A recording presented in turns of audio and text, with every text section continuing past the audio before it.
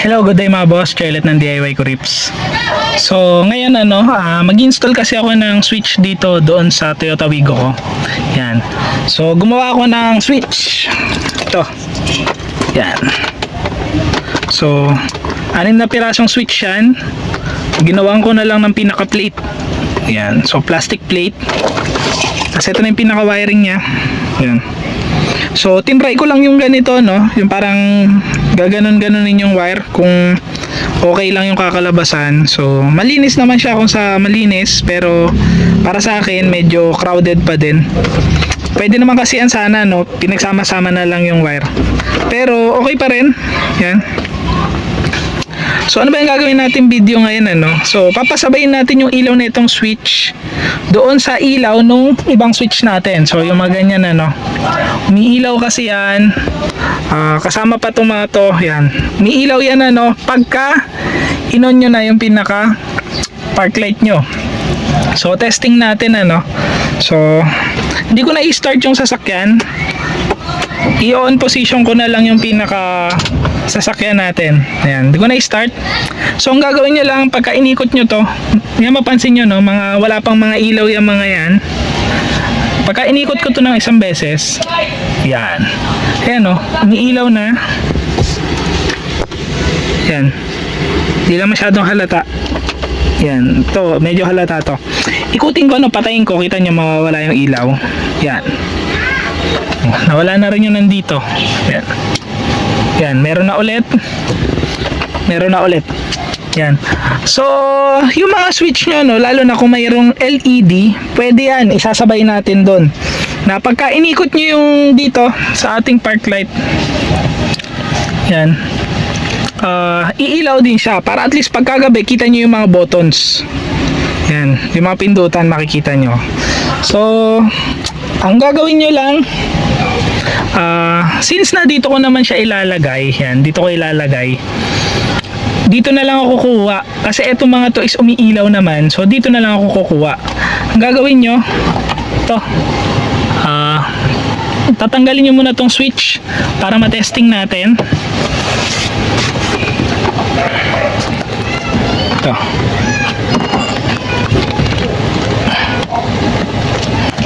Yan. Tanggal ko na, no? So, ang gagawin nyo para matanggal nyo yan, pipress nyo lang to, pati itong nasa baba. Sabay nyo ipipress to. Yan. Para mahugot nyo siya palabas. Ngayon, tanggalin muna natin tong switch. Yan. Gamit kayo ng test light. Lagay nyo yung other end dun sa body ground or sa negative. Yan. So, wala pa tayong ginagawa. Meron kayong makikita isang wire dyan na may supply na agad. Pero hindi ayun yung hinahanap natin, ano. So, hindi na ilaw.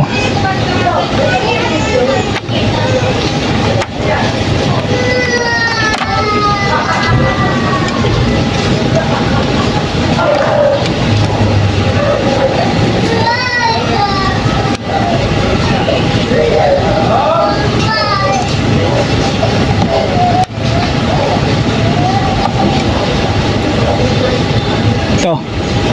Umilaw na tong isang to. Itong pangalawa, ito yung pinaka-supply. Pero hindi tayo diyan magtatap, ano. Magtatap tayo doon sa wire na magkakaroon lang ng supply pagka inikot na to. So far, isa pa lang yung meron supply. Ito lang. Yan, no. Itong pangalawang wire, yung iba wala.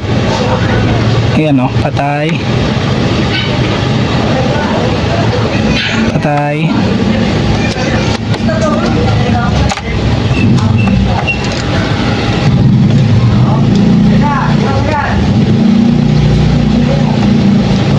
Patay. Patay. So ito, tatanggalin na natin to sa listahan natin kasi ito umiilaw na talaga kagad to. Wala pa tayong ginagawa. Yan, no. Itong pangalawang wire tatanggalin na natin, which is yung kulay pink. Tanggalin na natin sa listahan yan, di natin kailangan yan. Ngayon, ikot na natin to. Yan. Ngayon, bukod dun sa kulay pink na yon, hanap tayo na ibang wire na magkakaroon ng supply. So ito hindi to umilaw. Nilaktawan ko na to kasi automatic to, meron to eh. Oh. Ito kasi yung kulay pink kanina. Ito wala pa din.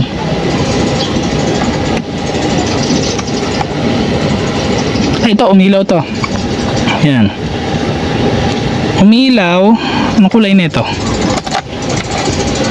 Ito, yung parang kulay brown, brown red. Ito. So doon tayo ngayon magtatap. Yan oh. So bigla siya nagkaroon ng supply nung inikot na natin yung pinaka switch. Pero pagka ito binalik na natin, tignan nyo, mawawalan na siya ng supply. Wala na. So doon tayo magtatap. Yan, dito sa may parang brown, dark brown, parang red brown eh. Ito. Yan, dito. Yan tayo magtatap. So kakabit ko na muna yung switch ko, no? Tapos check natin mamaya kung epekto siya. Di bali dyan ako magtatap.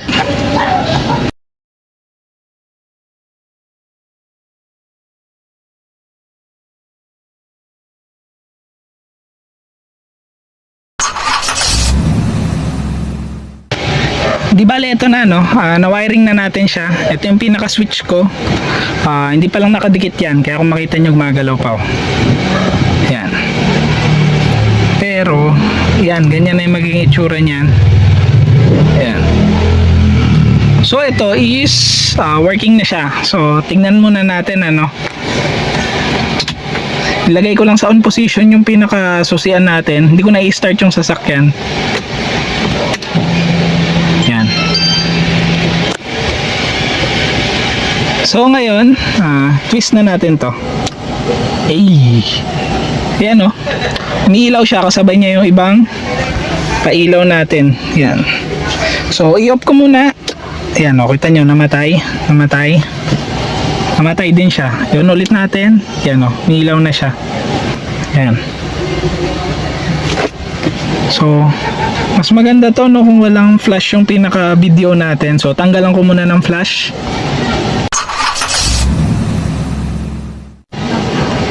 Di bali, no, wala nang flash. So wala nang ilaw dito.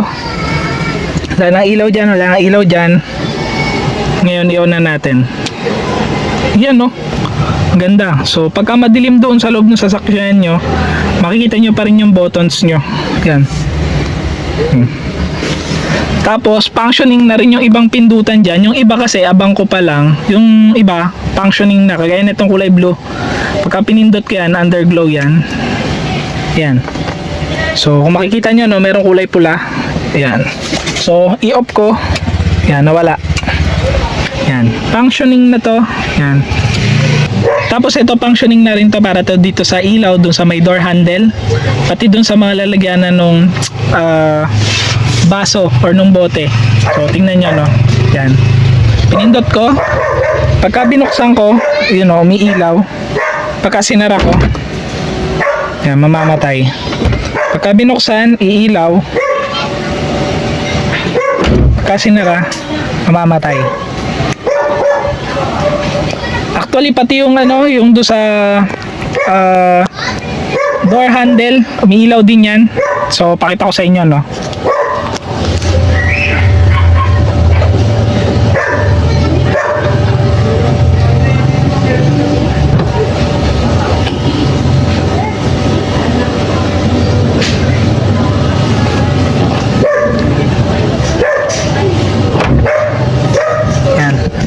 So pagka sinara, namamatay din yung door handle. Yan.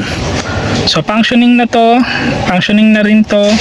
Ito din functioning din to eh. Para to dun sa horn. Kung gusto niyo malakas yung horn or mahina yung horn, ito lang pipindutin. Etong tatlo abang to. Yan. Ganda tignan, no? Yan. So tapusin na natin tong video na to, no? Ingat kayong lahat, ride safe. God bless.